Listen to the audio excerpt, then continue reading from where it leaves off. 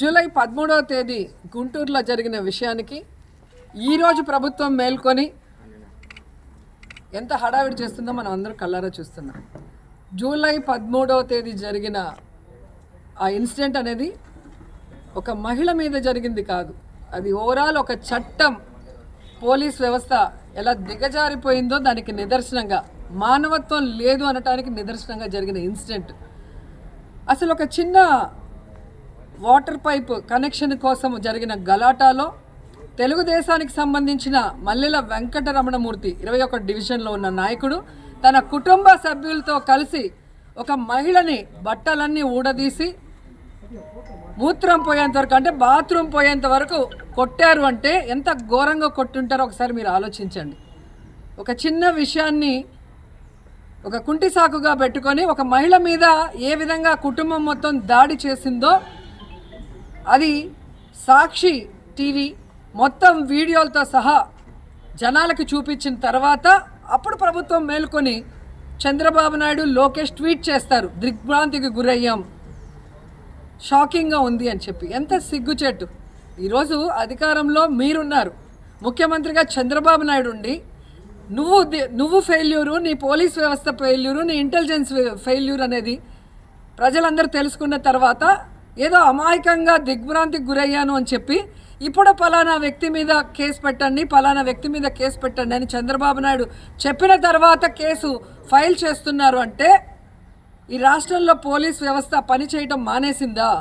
కేవలం నారావారి చంద్రబాబు నాయుడు చెప్తేనే case file చేస్తారని నేను అడుగుతున్నాను. చట్టం తన పని తను చేసుకొని పోవాలి కదా.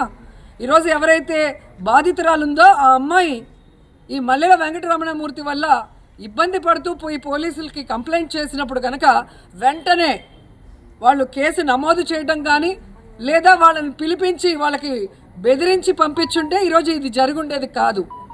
కానీ ఈరోజు రాష్ట్రంలో రెడ్ బుక్ రాజ్యాంగం అంటూ తెలుగుదేశం పార్టీ నాయకులు, కార్యకర్తలు ఏం చేసినా పర్వాలేదు, మేము అండగా ఉంటాము అని చంద్రబాబు నాయుడు, లోకేష్ భరోసా ఇచ్చారు. కాబట్టే ఈరోజు దుశ్శాసనంలాగా తయారై ఈరోజు తెలుగుదేశం పార్టీ నాయకులు ఎలా బిహేవ్ చేస్తున్నారో మీ అందరూ గమనిస్తున్నారు.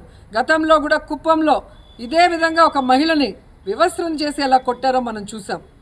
ఈరోజు మళ్ళీ గుంటూరులో చంద్రబాబు నాయుడు ముఖ్యమంత్రిగా నివాసం ఉన్న ప్లేస్కి దగ్గరలోనే ఇలా జరిగింది. అంటే ఇక ఈ నేరస్తులకి ఎక్కడ భయం ఉంది? చట్టం అంటే, పోలీసులు అంటే ఎక్కడ భయం ఉందని నేను అడుగుతున్నాను.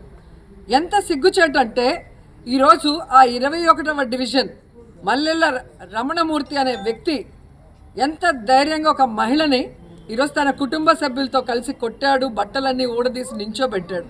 అంటే ఎవరికి తెలీదు, తెలిసినా ఏం చేయలేరనా? ఈరోజు ఒక వీడియో వైరల్ అయితే తప్ప ఈ కూటమి ప్రభుత్వం మేల్కోదు, కేసు పెట్టదు. అది కనుక బయటకు రాకపోతే దాన్ని అలాగే సమాధి చేస్తారు. గతంలో కూడా మీరు చూసారు ఏంపురంలో అలాగే రాత్రికి రాత్రి ఒక చిన్న పాపని రేప్ చేసి చంపేసి పూర్తి చేస్తే ఎస్పీ గారితో సహా, హోమ్ మినిస్టర్తో సహా అందరూ ఇక్కడే కూర్చున్నారు. ఆ కేసుని ఎలాగైనా మాఫీ చేయడానికి పంచాయతీలు పెట్టి ఆ తల్లి బలంగా నిలబడింది. వైఎస్ఆర్ కాంగ్రెస్ పార్టీ వాళ్ళకి బలంగా నిలబడింది కాబట్టే ఈరోజు ఆ తప్పు చేసిన వ్యక్తికి జీవిత ఖైదు పడింది. సో అలా కాకుండా వీళ్ళు ప్రభుత్వంలో ఉన్నాం కాబట్టి బెదిరించో లేదా డబ్బులు ఇచ్చో ఏదో ఒక రకంగా పంచాయతీ చేసి ఇష్యూని డైల్యూట్ చేసి సమాధి చేయాలనుకుంటున్నారు తప్ప నేరస్తులకి భయం వచ్చేలాగా, ఒక బాధితురాలు వచ్చి నాకు ఈ కష్టం ఉంది, వీరి వల్ల నాకు భయంగా ఉంది అన్నప్పుడు వెంటనే కేసు ఫైల్ చేసి ఆ తప్పు జరగకుండా చూసుకోవాల్సిన బాధ్యత ఉన్న పోలీసులు పట్టించుకోరు. జరిగిన తర్వాత కూడా ఏ పార్టీ అని తెలుసుకొని ప్రతిపక్ష నాయకులైతే వెంటనే కేసులు పెట్టేస్తారు.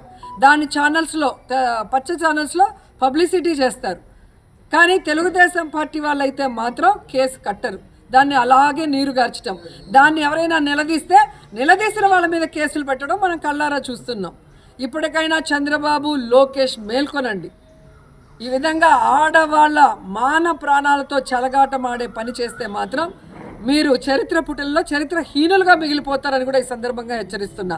అలాగే ఆడవాళ్ళ కళ్ళల్లో కన్నీరు వస్తే చాలు, నేను అక్కడ తక్షణమే ప్రత్యక్షమవుతా, మీకు అండగా నిలబడతానన్న పవన్ కళ్యాణ్ ఇంతమంది ఆడవాళ్ళ జీవితాలు నాశనం అవుతున్నా ఈరోజు ఒక మహిళని వివస్త్రని చేసి ఆ అమ్మాయిని ఎలా కొట్టారో నిజంగా ఆ వీడియో చూస్తే భయమేస్తుంది. అమ్మాయి ఆ టైంలో ఎలా భయభ్రాంతులకు గురై ఉంటుందో తెలిస్తేనే మనకు ఒళ్ళు జలధరిస్తుంది.